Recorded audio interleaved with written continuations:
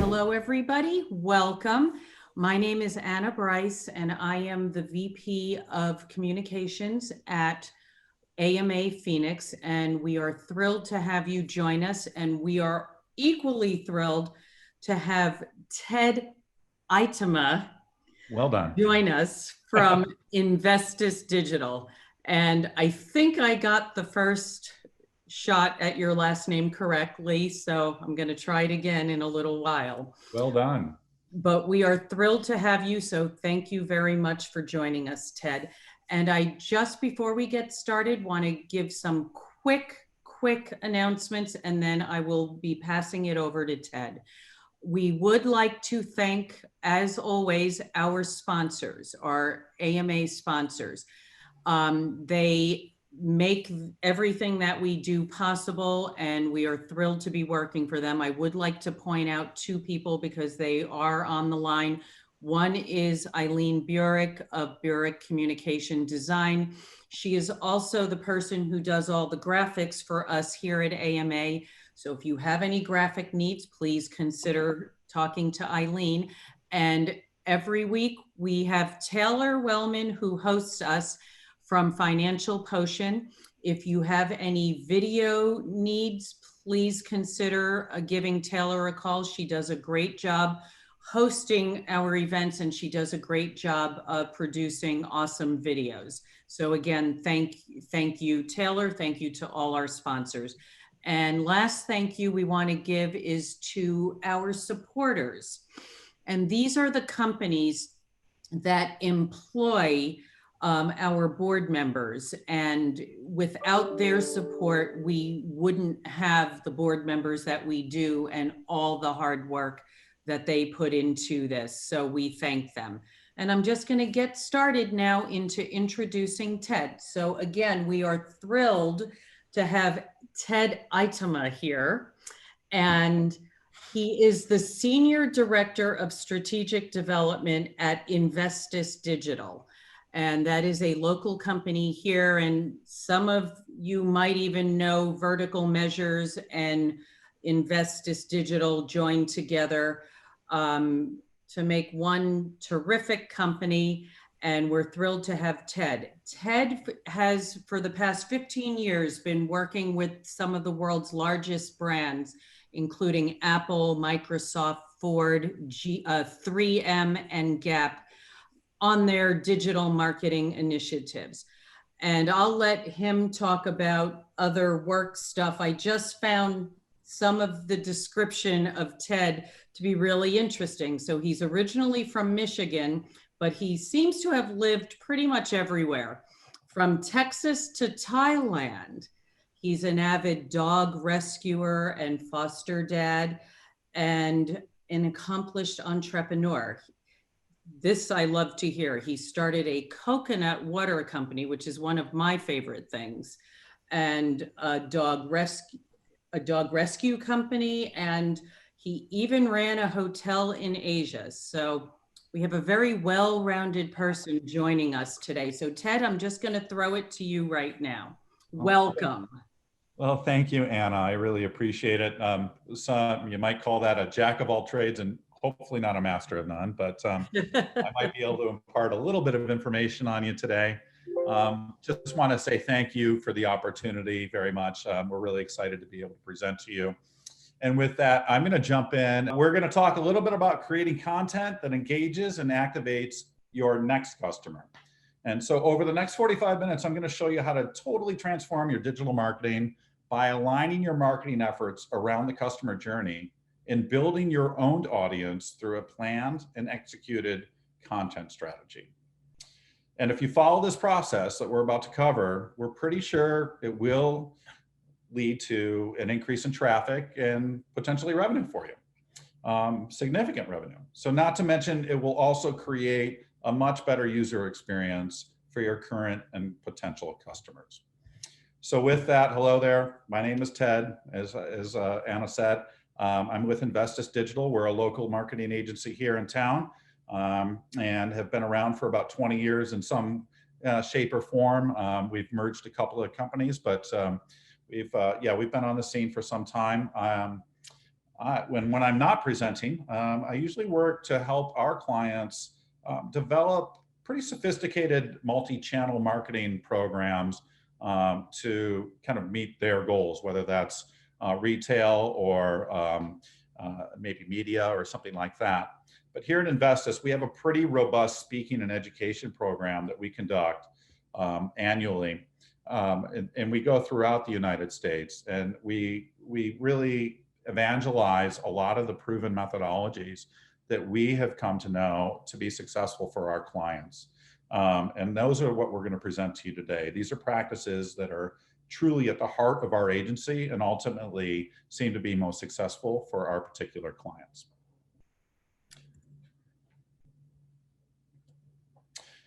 As I mentioned, I'm Ted. I've been working in digital marketing, as Anna said, for probably longer than I want to admit. I've been really fortunate. I've worked at a lot of amazing agencies that have been gobbled up by bigger players, Covario and iCrossing and a couple others. But I've also had the pleasure of working with both big and small clients. As mentioned, I've worked with 3M, Ford, Apple. Pretty much any giant company that's out there, I've probably done at least some work with in the United States anyway. As well, and what's really interesting is a lot of smaller brands, disruptive brands that are coming on the scene and frankly gobbling up a lot of those bigger brands' market share. Over the years, I've seen a lot of changes. There's been one consistent thing I've seen throughout my entire career, which has been the value of content, creating and deploying engaging content that will educate customers and help your next customer learn why you're the right choice for them, right? Excuse me. So it's our goal to break that down today into a few easily digestible steps for you to follow. And with that, let's just jump into the agenda. So what are we going to talk about today? We're going to talk a little bit about the customer journey. We'll start to understand that and the real impact it has on the purchase funnel and users' actions.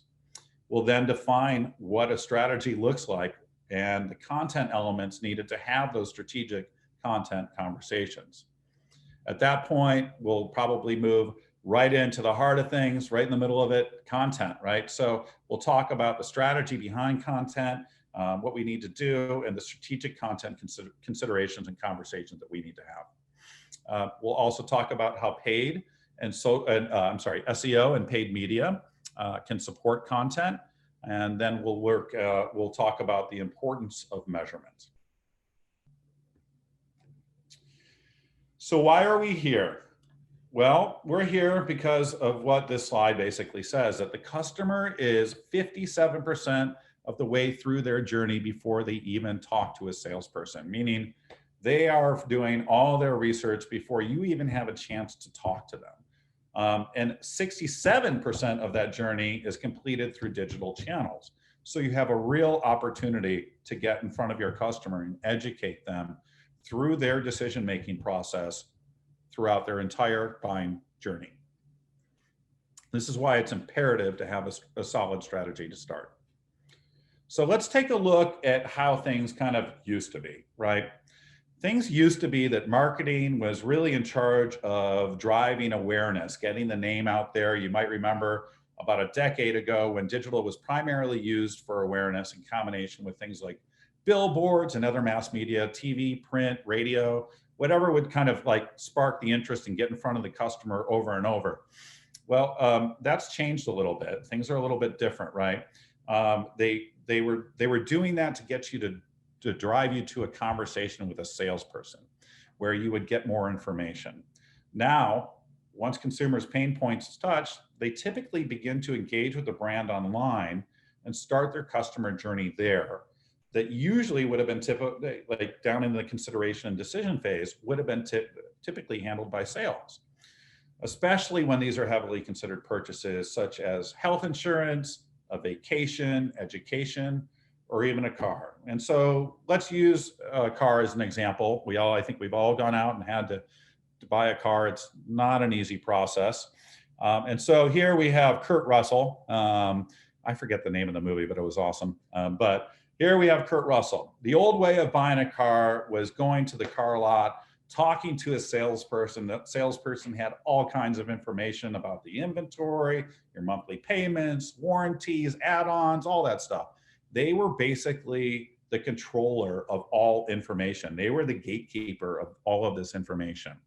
Well, now, more often than not, well, before we even get there, more often than not, I would say that this was a very exhausting experience. I can tell you from my own personal experience, it would take usually a weekend, if not more, to go through all the dealerships, start to compare those prices, do all my research, get all the different deals, and then really still question whether or not I had all of the information that I really needed to have. It was a grind, at least for me. I dreaded this.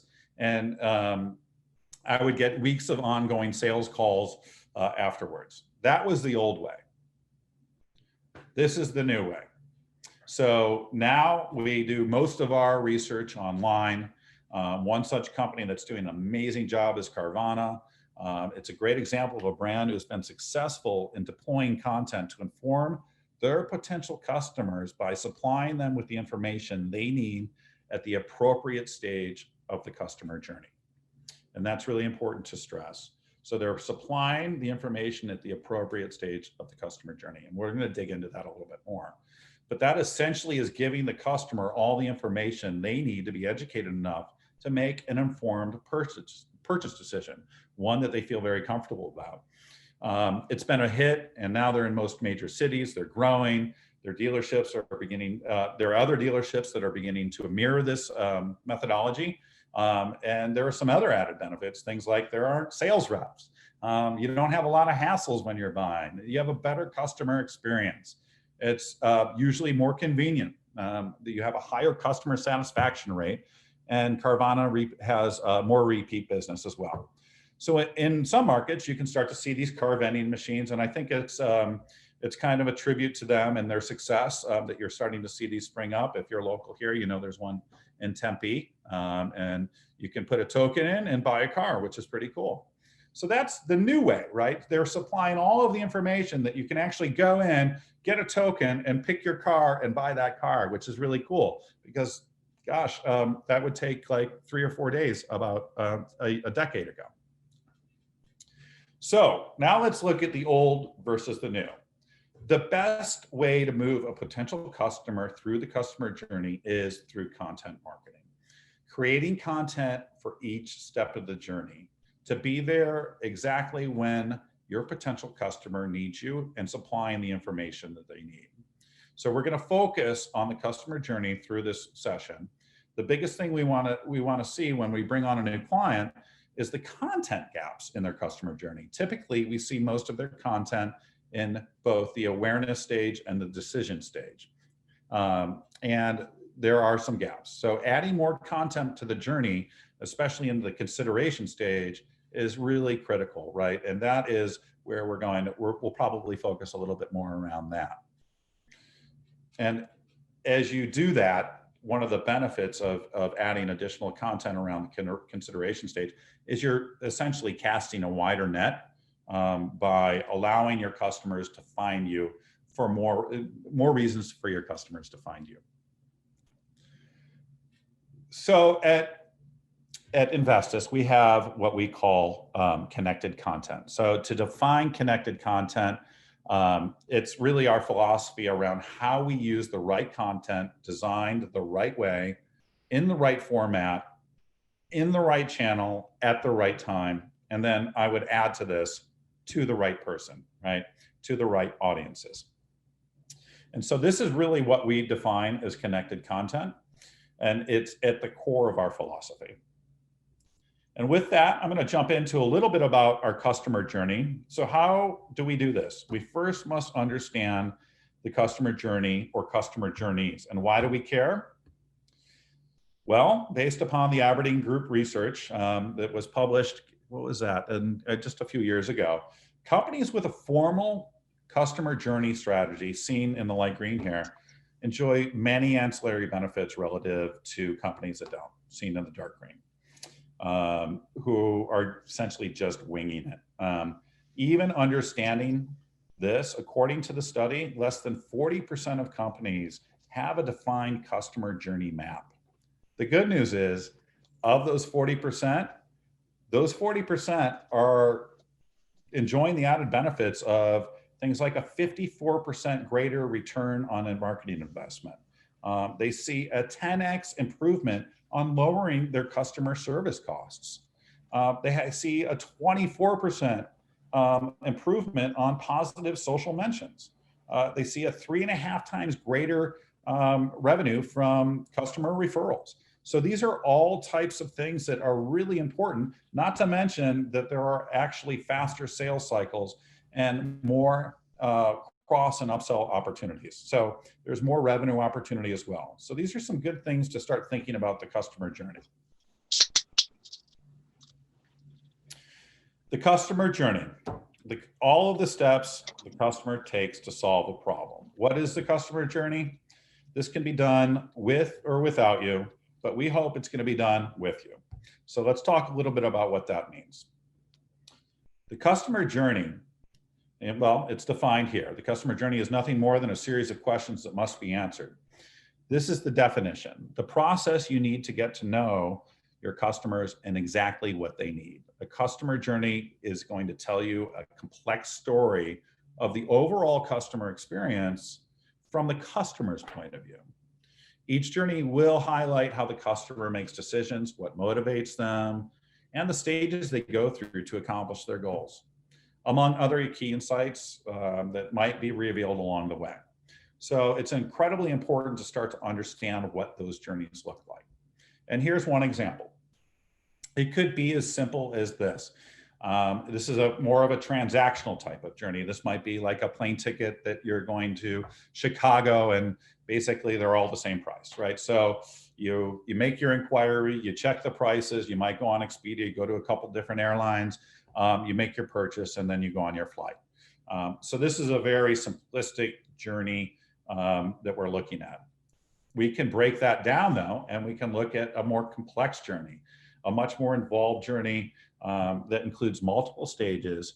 During the consideration stage, there's more education happening, there's rationale or justification, and even after the purchase, expansion and advocacy.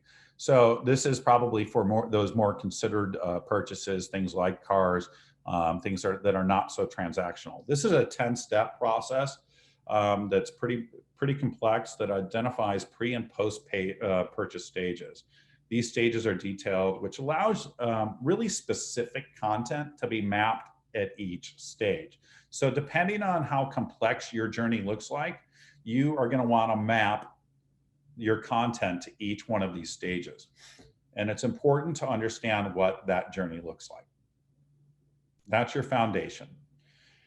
So with that, let's use an example we can all relate to. And this is Sophia. And Sophia is a mid-level marketer who's looking to advance her career. She's young, she's energetic, and she's inspired.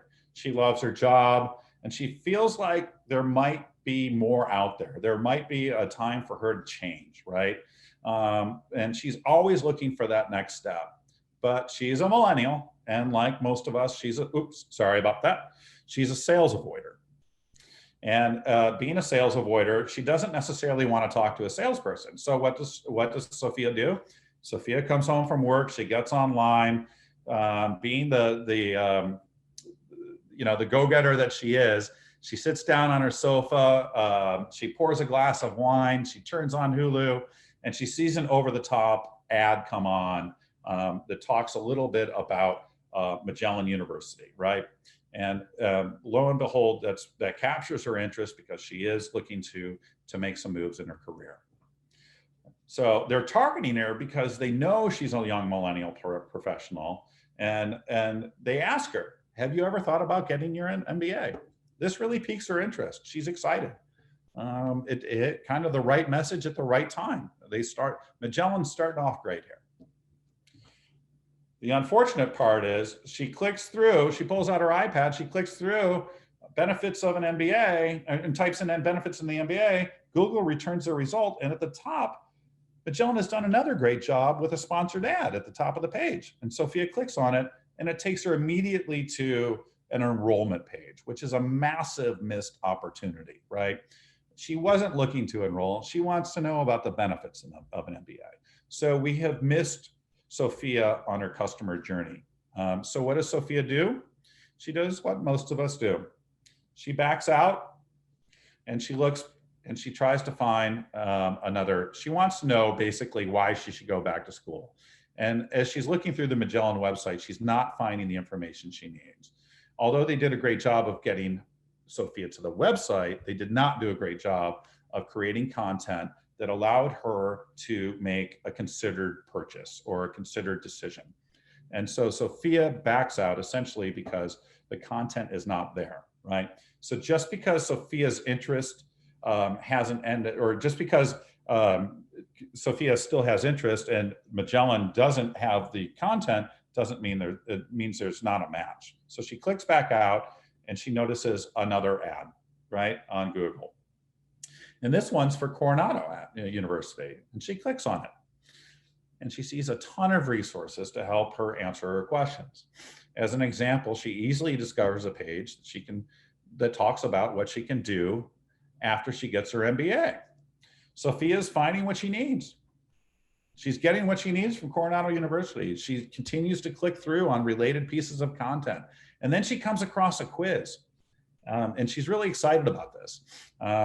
This is a really engaging piece of content. So she's curious. She's an upwardly mobile marketing millennial. If you can say that 3 times fast, I'll give you $1. So she clicks on the quiz, and guess what? It's gated. They ask for some minimal information just so that they can keep in touch with Sophia, right? So she takes the quiz, she puts her name and email address in there, and she continues to click through. It brings her to another page. But I want to stop here and talk a little bit about what just happened.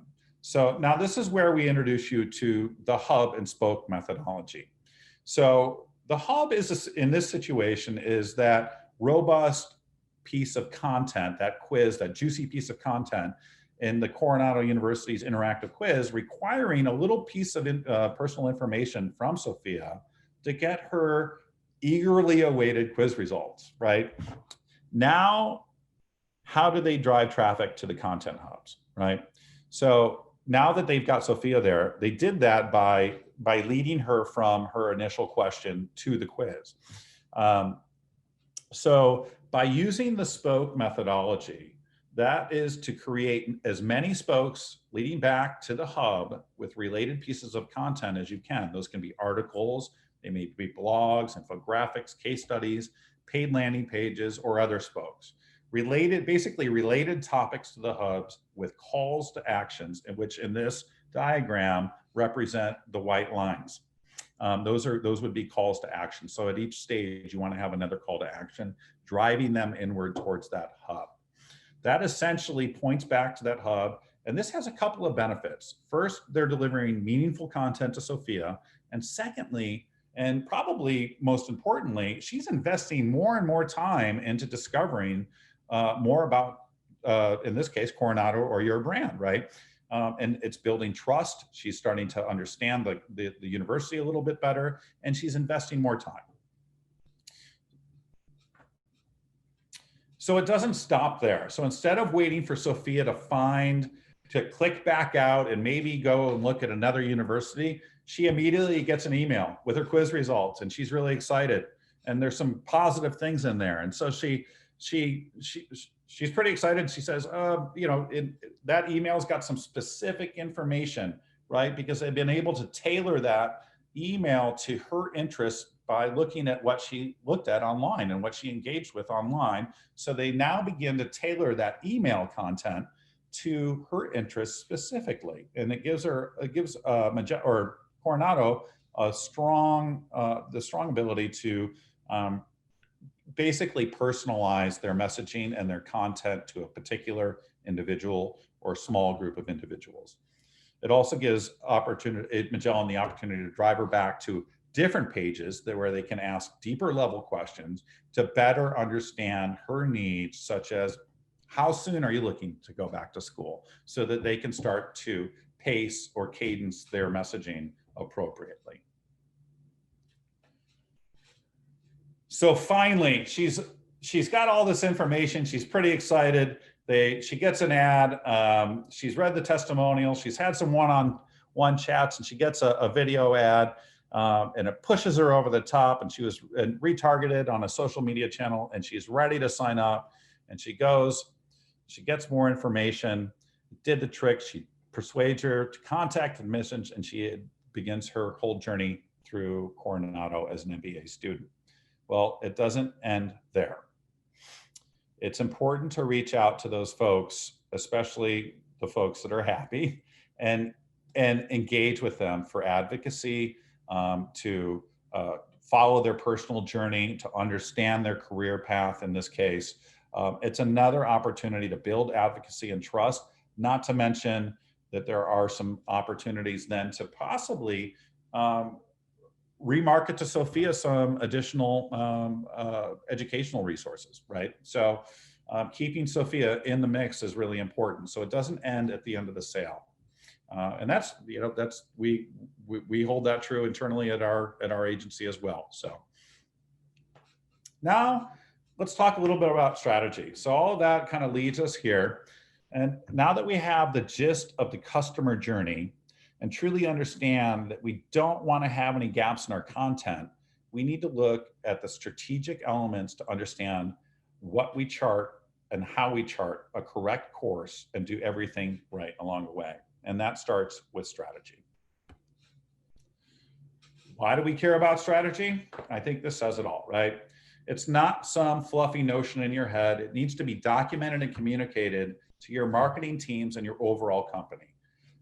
Because according to the Content Marketing Institute, 69% of companies deemed to be the most successful have a documented strategy. And we observe this actual same thing among our internal clients at Investis. We see that there is a direct correlation for those brands who have a well-documented strategy and their long-term success. So digging in a little bit deeper with strategy, I know we both know all these characters. So we know without a strategy, you're like Han Solo. You're gonna fly by the seat of your pants. You're gonna try to do the Kessel Run in 12 parsecs or whatever it was.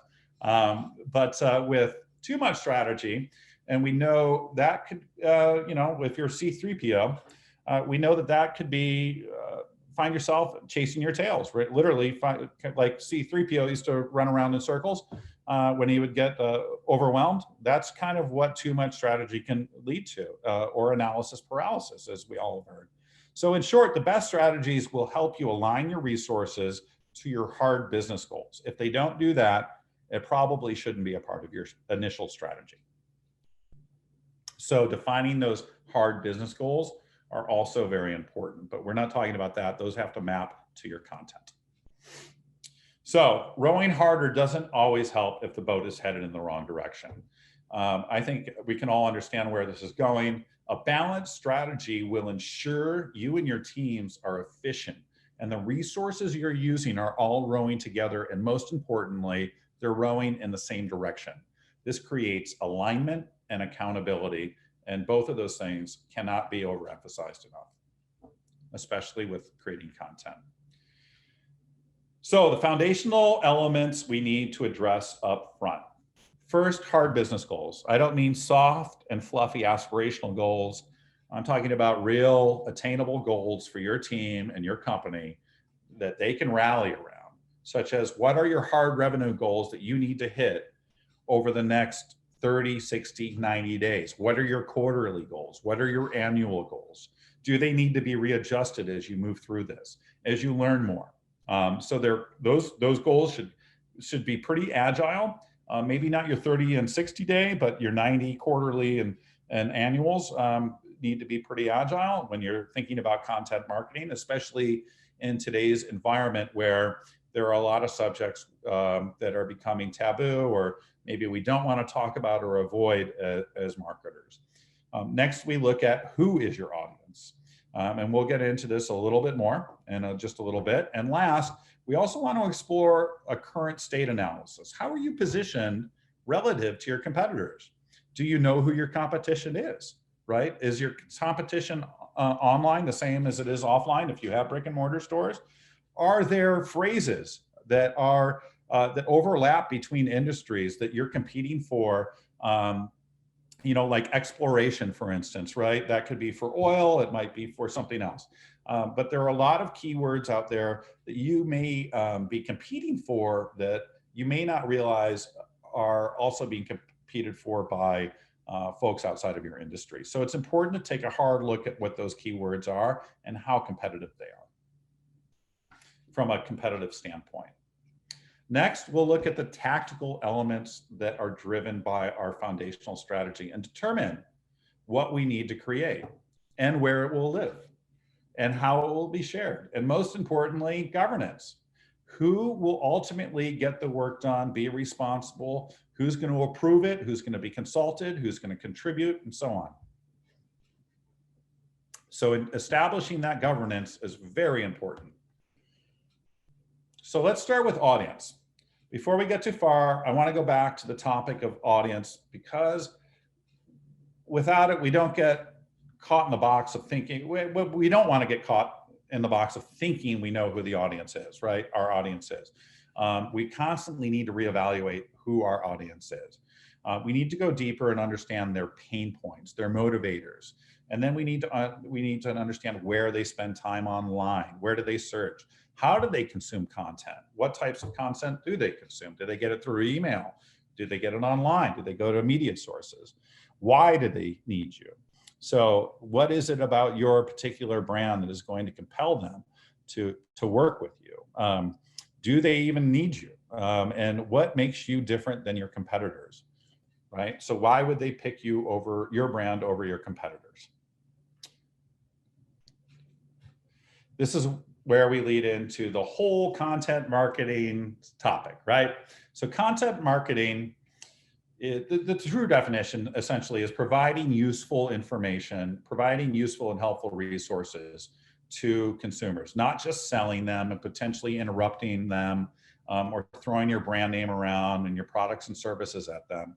It truly is guiding them through the purchase process so that they feel so well informed and empowered that they can feel confident enough to buy from you with 100% certainty. To do that, we look at the audience, right? So who? To start, to better understand your consumers' true pain points and motivators, we always suggest looking to your sales and customer service teams. These are usually underutilized resources, but they can tell you quite a bit. They're constantly talking to your customers. They know what's going on every day. They know the pain points, the common questions they're asking, etc. Some other resources you may want to look at are industry research, internal analytics, so your GA. Third-party tools are great as well. Social analytics, just anything that's going to basically allow you to go deeper than just age, gender, job, and geographics, and the basic demographic elements, right? So we want to go much deeper to understand our particular audience. That way we can plot a better customer journey and map the content to it. So a few free tools that we use to organize our audiences and that we suggest for some of our clients. Note, these are just templates. They don't dig into the data for you, but they do help organize it for your team in a digestible manner. One of those is Up Close and Persona. Another one is Extensio.com. Both are great, which leads us to your current state, right? So once you kind of take a look at those, we'll want to take a look at your current state. So such as, have you done a SWOT analysis on your site? Have you looked across what that SWOT looks like across your channels and your competitors' channels? Are your competitors posting more? Are they posting better content? Is it more frequent? Is it being engaged with more? Is it getting more mention? Are there more backlinks to it? So understanding your competitors' current state as well as your state relative to them is extremely important. So you must have a starting point, and doing a gap analysis will allow you to understand your current situation and what you need to have moving forward. So review your content. Does it align with your journey? And we'll talk about performing a content gap analysis, excuse me. This is really an opportunity for you to examine and align your content with the customer journey, which you've hopefully done and outlined by this stage, such as, does your content align with the customer journey? Do you have enough content in each stage of the customer journey? Is any of your customer or is any of your content outdated? Is it quality content? So on and so forth. Is there, there's a number of other things. Are there numerous pages with one topic or one theme that could be combined into a hub? These are the things that we want to start to look at. And then we'll highlight any gaps in your content strategy. Next, we'll move on to analysis. A great tool we recommend just to give you some baseline understanding of where you sit today is Screaming Frog. Screaming Frog is an SEO tool that crawls your entire website and allows you to export and organize all of your content URLs, allowing you to map that content to your hard business goals, as well as audience personas in each stage of the customer journey, while keeping in mind a page's goal. This will really help you define your priorities. Using Screaming, I mean, it really creates a tremendous report that shows your URLs, your titles, your H1 tags, your descriptions, specific pages, your word counts, lots of pertinent information that's exportable and manipulatable. So now that you have some of those tools to measure it, let's look at that analysis and what it should look like. In a perfect world, our content should be following the funnel effect on the right side. The actual is usually the left side. The majority of the content should be focused on the awareness stage as well as the consideration stage, as you try to capture new customers by identifying and capturing new audiences through thought-provoking content. So once you've made them aware and they're in the consideration stage, we need to provide useful resources that not just help your customers make a purchasing decision, that's not just self-promotion or talking about your brand, but really helps them make decisions. And then that makes them, or that funnels them to the decision stage, which is typically pretty easy for marketing to kind of spin up, right? It's something that we've been doing for many years. We're mainly talking about ourselves. We're talking about our value proposition. We might be talking a little bit about price, and ultimately we're trying to get people to convert at this stage. And then lastly, we don't want to forget about advocacy. While it's not a huge investment, it is important, and especially with reviews and testimonials becoming more and more important, we really can't stress how important advocacy is, and it's such a small investment. So just like the sales funnel, the majority of the content should live at the top of this funnel at the awareness and consideration stage. And then that allows your customers to basically self-qualify themselves so that when they get to that decision stage, you have a finite, pretty well-baked set of customers that are ready to buy and make a decision. Now we have a few tools that we'd like to recommend as you look across your digital landscape. So looking at backlinks and authority, Ahrefs is fantastic. Majestic and Moz are also great resources. SEMrush is a great competitive keyword research analysis tool to consider. And as I previously, Screaming Frog is great to get a sense of SEO best practices and competitive content audits. A few plugins that we also recommend that can help with content ideation. This will give you some access to writers, you can examine personas, and also give you some topic suggestions. There's some big names on here: Adobe, ClearVoice, NewsCred, Percolate. A lot of companies I've worked with in the past, but these are just a few ideas around some other tools that can help you with efficiencies in your organization and make the process a little bit easier. So as we align our marketing tactics, some of what we're going to dig into a little bit deeper, we want to make sure they align back again to our hard business goals that we're trying to achieve. If they do not directly relate back to those, they may not be strategic enough to determine it's valuable enough for your budget, right? So to look at that, the same thing applies to the customer journey, right? Tactics that we need to include at every stage of the customer journey so that there's no gaps. Everything should have a purpose. So in looking at this, this is kind of how we think about things and how we map things out. And we'll be sharing a lot of this information with you. Next, we want to stress governance. And I talked a little bit about this earlier.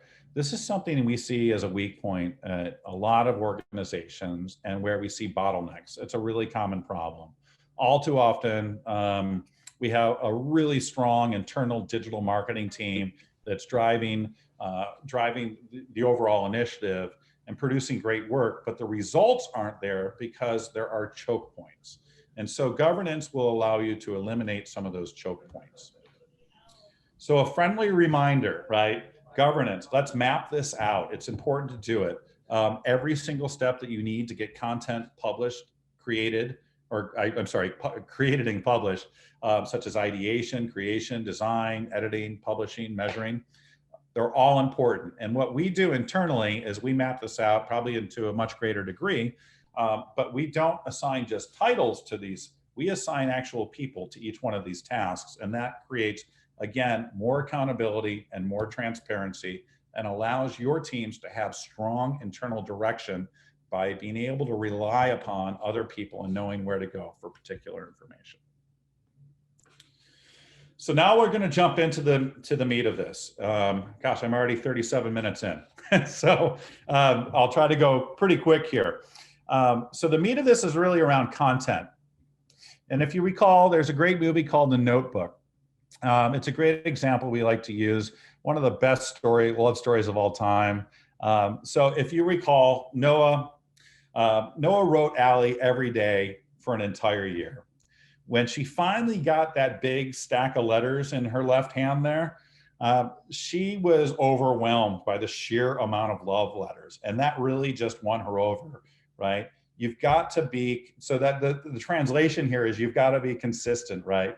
You don't necessarily need to write every day, but consistency is key. And we know that because it worked for Noah. And now moving on to our second movie analogy, right? The movie Moneyball helps us better understand what we mean about consistency, right? To get better results. You may recall in that movie, if you've seen it, it's about an athletics manager named Billy Beane and his strategy to get to the World Series. He didn't have a huge budget like the New York Yankees to hire big franchise players. So he took a different approach. He brought on players that could just basically get on base, right? The more base runners you have, the more runs you can get, the more you score, the more games you win. So as a company, we want to kind of take up the same philosophy, right? You don't have to have a huge budget in order to take on some of the big boys. And here's how that works. It works with hitting a grand slam. So basically, if we were to kind of take the Moneyball analogy, this is where we play content Moneyball. In baseball terms, 1 in 4 at-bats equals a hit. So, 1 in 4 pieces of content will be a pretty good success for you. Moving that further along, 1 in 36 bats is a home run. So you could kind of expect the same thing with your content. 1 in 36 will be a pretty big success. And if you're really eager and working pretty hard, you produce 1,700 pages of or 1,700 pieces of content, you might get a grand slam, something that's like a viral success, right? That goes viral and is wildly successful. But to do this, we need to create a lot of content and be very consistent. So we need to come up with hundreds of content ideas. And that's really not an easy thing to do, but here's how we're going to do it. We're going to deeply understand the customer's pain points and create content around that. So we need to be, these need to be educational resources. We need to deeply understand the goals, the pain points, and create content around that. It's that plain and simple. It needs to be an educational resource that people are interested in so that they can better be informed around your products and services. And some of those topic ideations might be around price. So we've already talked about tapping into your sales and customer service teams to get a sense of the customer pain points. But beyond that, these are a few ideas that you can look at, right? So price, what are some of the problems and issues that they might be facing, are there comparisons and competitors that they might be looking at, how can you position yourselves relative to them. Obviously, people are consuming lots of reviews, lots of top 10 lists, best of lists, and people are digging in more and more into resource pages. So presenting these in a way that allows your content to inform and educate your customer during that consideration stage is critically important. So the more you can broaden around all of those topics that we just talked about and talk about every scenario around them, the more you will see a rising tide lift all boats, something that we like to say a lot around the office, and we find it to be true. This is really because you will become an authority and Google will begin to recognize you as such, right? Because people are clicking into your site, they're engaging with your content, you're writing about common pain points that people are interested in, and you're becoming a subject matter expert that makes you a solid resource for users. And that will only improve your domain authority and your overall authority in the space. So how do you come up with an endless stream of content ideas? Well, first you ask your staff. And again, we're going to go back to the sales staff, your customer service reps. What are they hearing? You want to also talk to your customers. You want to talk to marketing, and then start to combine all of this to understand where those common pain points are, aggregate all of that information, and to distill it down to, you know, some key topics that people are focused on to get the greatest bang for your content buck, right? So you want to start with those topics that have that maybe your sales and marketing and customer service brought up, or perhaps it's just your customers and your salespeople, but really important topics, right? So we want to start there. As we trickle down and we start to create content around those really important topics, we may have a need to find some more. So this should give you a good start. It's something that we've always used, and I think all of us have seen. You can use Google Autocomplete, Auto-Suggest, where Google Autocompletes your common word phrases while presenting, you know, related common word phrases. These are great to examine for additional keyword ideas to better understand how people are searching for you. It's basically like it's basically a big online survey that you get to tap into every time you're starting to search. Another thing that we look at, if you notice some of your keyword phrases are being bought with paid ads at the top, it could be a strong indicator that the keyword phrase is competitive enough with enough traffic to be valuable. It's clearly valuable enough that other people are buying it, but it could be valuable enough for you to start focusing on, right, around those keywords, and might be a consideration for you to start to develop content around. Next, look below that paid listing at the organic traffic that shows up at the bottom half of the page and ask yourself, do these topics relate back to the search query and the topics asked? If it doesn't, or if it does not, it could be a strong opportunity to displace a competitor by creating better content that's more relevant for that particular search term. I'll quickly go through these. This is a keyword planning tool I already mentioned earlier in Moz. Something that sometimes we use internally. Another keyword tool that I think is really cool, and the reason I think it's pretty cool is because it aggregates basically keywords across not just Google, but YouTube and Amazon, eBay, so you get a better 360-degree view of what's happening out there. They have both a paid and a free version of this, so check it out.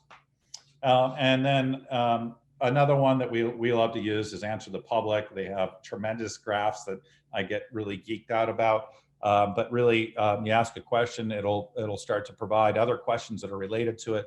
It'll give you a myriad of content ideas. It's also great for global research as well, showing common phrases and questions globally. So, journalistic headlines, right? So these are what typically used to dominate the search listings, but it's important to understand the difference between journalistic headlines and searchable headlines.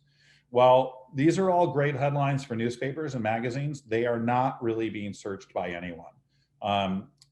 And here are a few examples, right? These are news outlets, and it's okay for them to have these types of headlines because that's what people are looking for, and for those particular publications.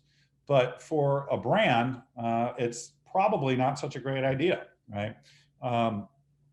It's a better idea to create content with titles that prospects generally search for, and people generally search for things in either short search phrases or questions, right?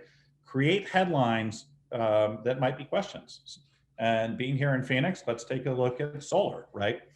So beginning looking at solar, we have some great examples of questions here. How much does solar cost? How much can I save with solar?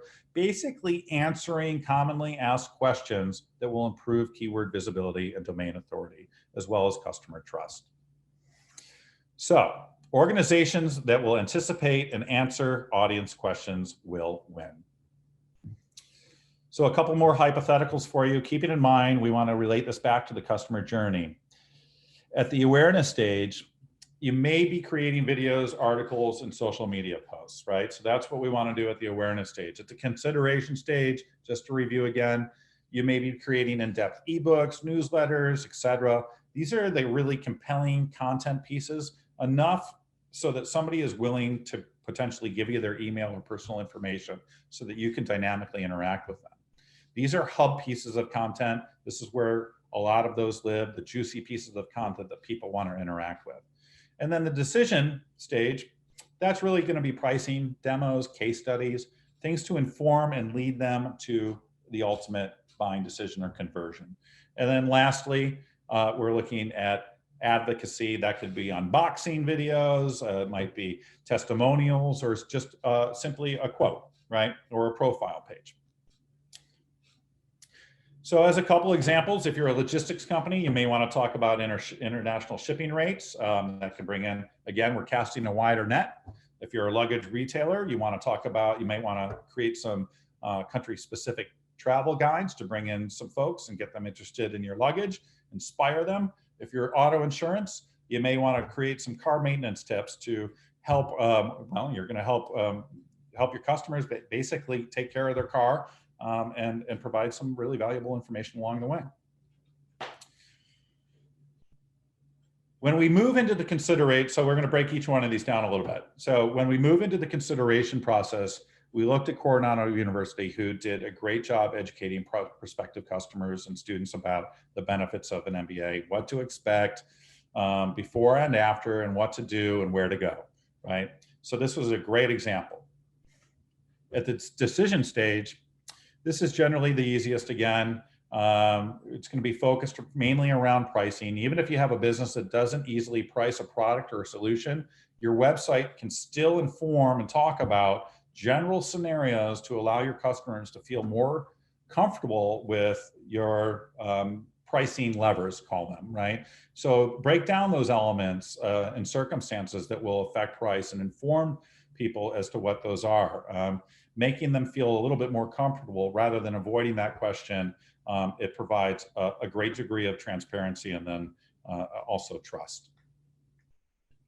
Last but not least, advocacy. We talked a little bit about this. It's important to get video testimonials, continue to engage with your past customers. There's also the opportunity to have a little fun with them. But lastly, they may not be done buying from you. So we want to continue to try to sell to them.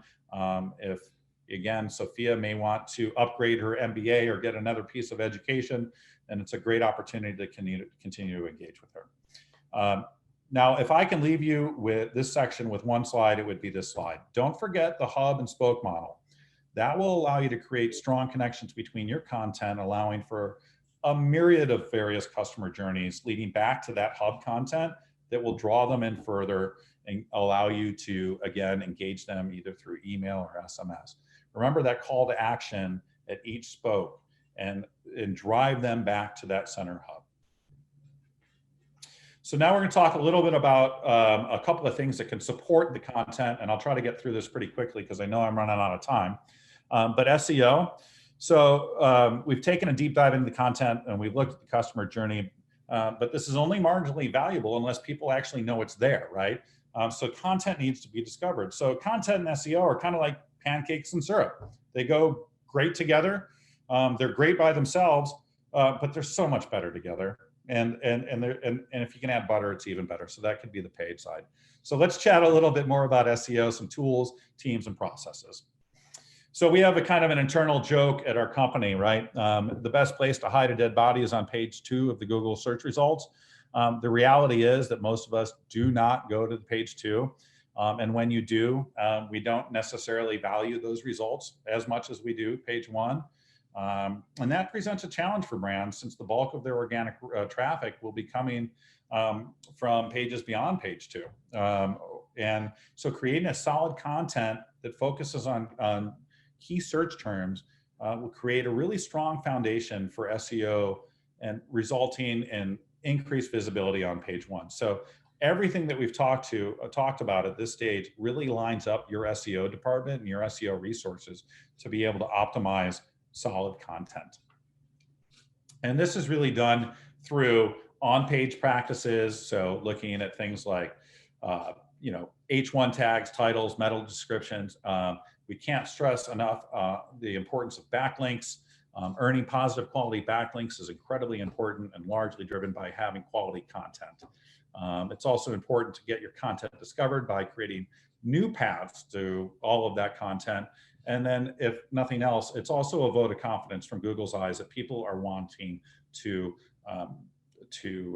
link to your content.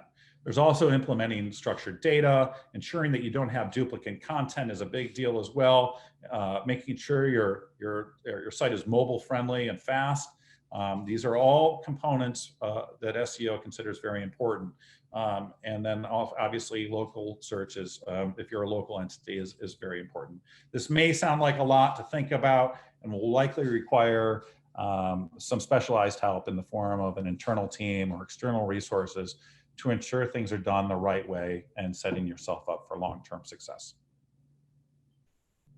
Now we'll jump into paid. This is pretty quick. So nearly 2/3 of users are more likely to engage with brands that remember them across all channels. So with this, we can see that paid is an important piece of content strategy, but it must be done correctly. Otherwise, you may target the wrong audiences with the wrong content. I'm sure we've all experienced this, but when it's done right, it can amplify all the hard work that you've already done to create that content and move people further down that customer journey. Essentially, what we want to make sure that if you have solid content here, that we're going to promote it, right? And promotion can really mean across these various channels: search, social, programmatic, affiliate, native, and email. When looking at all of those other paid channels, we want to consider how we want to break these out, right? How we want to promote them. Where do your customers sit? Are they on the social side, or on the, do they tend to respond more to email and SMS? So understanding those customer personas will help drive where that promotion lives. So when we think about promoting, we spend generally about, what we want to do, or ideally, is spend about 20% of your time creating content and 80% of your time promoting that content. So if you think about like a decade ago, or traditional advertising, Nike, let's think about Nike, right? You would see a Nike ad, and maybe it's an Adidas ad I'm thinking of with Usain Bolt. Well, they just don't put that on a YouTube channel and on their website. They promote that across every channel they can, because they realize, one, it's a strong message, and two, they've made a strong investment that's leading to results. And so they want to continue to promote and distribute that. You've invested in the content, so it makes sense to promote it to the right audiences at the right time, and paid search can help you get there. So it all starts with targeting, and this is a whole nother subject if we want it to be. So I'll try to get through it. But what we want to be able to do is get beyond just the age and gender and income. We want to look at behaviors and affinities. And a lot of the paid platforms have really rich targeting capabilities that allow you to look at preferences, behaviors, but also a great place to start if you don't have access to these is your first party data. This entails basically plugging in your current customers along with your connected audiences. And by that, I mean folks who have provided you their email addresses, and leveraging those profiles to segment and create new audiences across all of these different platforms what are called lookalike audiences. Essentially, this models your ideal customers against there are millions of users on each paid platform and find more people like them, and then again, promote to them your content and your messaging. So we're going to define connected content, and this is something that we talk about internally. Connected content is a trademark term for Investis. We basically can, I'll just read the slide. It's the right content in the right format in the right channel at the right time, and I would add to the right audience, right? So to do that, we want to look at promotion, channel, and tactics. When targeting these folks, make sure based upon a user's individual journey, you're promoting the right content with the right message at the proper time to maximize. And whether that be high-level educational content to create awareness or content with strong calls to action at the decision stage, it's important to have all that mapped out. And remember, there is no one-size-fits-all, no blanket messaging, as that will just waste your precious resources. And a great example of that is looking at, let's take Michael here from the office. He's always fun to talk about. You're not necessarily going to promote the same content on LinkedIn that you're going to promote on Facebook. A meme doesn't necessarily belong on LinkedIn, and a white paper probably doesn't belong on Instagram. So just understand your audience for each channel or each platform and tailor your content to those platforms as well. And now we get into measurement. Last but not least, we need to understand how to properly measure all of these efforts. And the reason being, without data, you're just another person with an opinion, right? Data doesn't have an opinion. It generally states facts. So it's critically important to properly measure your efforts so that you can understand how best to make refinements and continue to learn from them. And then if you can't manage it, we've all probably heard this, if you can't manage it, you can't measure it. Thanks, Peter. I've been saying this, I think, for almost my whole career. And so why does measuring matter? Well, we want to have reliable insights, right? Is the data flowing between systems properly? And is it accurate? Next, we want to track user behavior. We want to set up goals, understand unique KPIs and how people are tracking to those. And track those carefully and tack back to those hard business goals. Do those KPIs track back to your hard business goals, and are people achieving them, your users achieving them? And then we want to measure performance. So weekly reports with detail, monthly reports. Sorry, I didn't know the slide was a build. And then also looking at quarterly performance and business goals to allow you to pivot or refine based upon what's happening. So if you have not set up goals in GA, we encourage you to do so as soon as possible. If you're not sure how to do this, it's just so happens we created a pretty easy guide for you that you'll be able to download, and you'll see at the end of, well, it's here on this page, but there's also a download bundle that we'll be able to share with you at the end. And it's a great introduction to understand user specific behaviors. Now let's look at some specific KPIs we look at. User flow, how are people consuming your content? How are they consuming the information? Are they following the path that you intended? Those are some of the questions that are important to ask. An important one to call out are exit pages. I always wanted to look at those. If someone prematurely exits your site, where did they go and why? Start to dissect that. Perhaps the content didn't resonate. Maybe it was too long, too short. Maybe you missed something. Maybe you didn't. Maybe they just lost interest or are no longer in the market. But anyway, it's important to start measuring all of those content KPIs. The same thing holds true with paid KPIs, right? So competitive share, want to look at the traffic, conversion rates, top keywords that are performing. And these are great learnings to share across SEO as well, right? So across the entire organization, SEO should be talking to paid. They should be talking to content. Everybody should be talking to each other. And not to mention that paid is a great way to quickly test messaging and refine your content pretty quickly. It's pretty agile.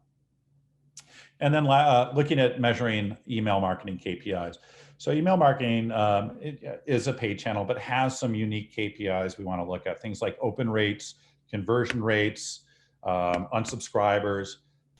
These are all okay as long as they're not too frequent, like especially the unsubscribers, right? If so, you may want to re-examine the content in the email, or perhaps the user is, again, just no longer in the market.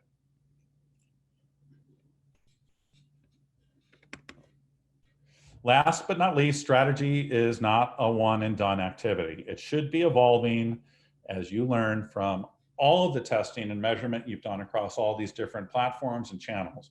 It should be at the least be refined quarterly, and likely more 1 to 2 times a quarter, to ensure that there are no major events that have affected your marketing strategies or your marketing trajectory, right? And so sit down with your teams to understand what was successful, what was not successful, and how to best move forward. Learn from your mistakes and capitalize on your successes, right? So what's next? Within the data is the answer to the question, what do we do next? Well, you're about to embark on the emotional journey of digital marketing. It's an exciting journey, and more specifically, content marketing. And consistency is going to be key. So remember how Noah won Allie's heart. You're now on that path. You don't need to write a letter every day, but you do need to be thinking about this every day, and do the same things with your prospects and customers. Don't forget to continually ask questions and understand where their head's at, so that you can understand your personas and the customer journey and the content that should be mapped to each one of those stages. And with that, we have a bundle that we would like to offer you. This is, you can go to invd.co/AMA 2020. And we have a number of different plans for you here that you can look at, content calendars. We have a great book that's a fun read.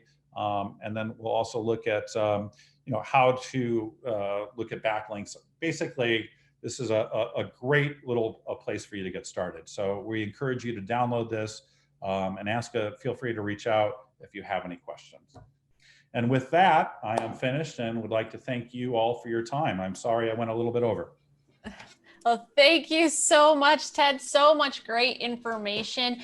We do have a few questions that came through, but I do want you just to answer one of them. The others will email you so that way you can answer at another time. But the one question we have here is, if you're a small marketing team, how do you go about building all this content for each stage of the customer journey? Would you recommend just starting with just one stream of the funnel content and then continuing to branch out? Or, how would you recommend someone who doesn't have a large team to execute all this? Sure. So I think, again, we want to start to look at maybe understanding who that core customer is, right? Mm-hmm. So understanding who the customer is to begin with. So your target audience, your core audience, and then beginning to map what content you want to begin to deliver to those particular people, right? Mm-hmm. So you're not necessarily you're not trying to boil the ocean right off the bat. You're taking a specific segment of your customers and you're delivering specific content that is going to resonate with those particular people, and then test it and see how it goes and expand. Awesome. All right. And like I said, we'll email you some other questions that came through. And this way, Ted, I'll make sure that I forward your information in the email that I send everyone so they can look at that bundle you just talked about. And then you had some really great resources in there that I definitely want to share. So I'll get that out to everybody ASAP. But I want to thank Ted very much. This was awesome. Content marketing always gets my head spinning. And I just think about, oh my gosh, how am I going to do all this? And, it just, the way you have it all planned out is just such a great roadmap for other marketers to look at. So thank you very much for all of this terrific information. And we really appreciate you taking the time with us. What a great presentation that was. So thank you. Well, I appreciate the opportunity. Thank you. Yeah, thank you. So everyone, I will get the link out to this recording when it's ready. and you'll be able to have all the information that Ted talked about. And then one last thing, I just again want to thank our sponsors. And again, in particular, Taylor, who from Financial Potion, who is hosting us today. And again, if you have any video needs, please consider contacting Taylor. And then once again, thanking our supporters, who are the companies that allow our board and our volunteers to bring together everything that the AMA Phoenix brings together. So everyone, thank you for joining us. We don't have it up yet, but January 14th will be our next event, the State of Marketing Address by Jackie Wright. So next week it'll be up on the website. So please keep an eye out on our website, amaphoenix.org. Thank you everyone for joining us. Happy holidays. Have a wonderful and safe holiday. Ted, thank you for joining us, and we will see everybody in the new year. Thank you. Thank you. Bye. Bye. Stay safe.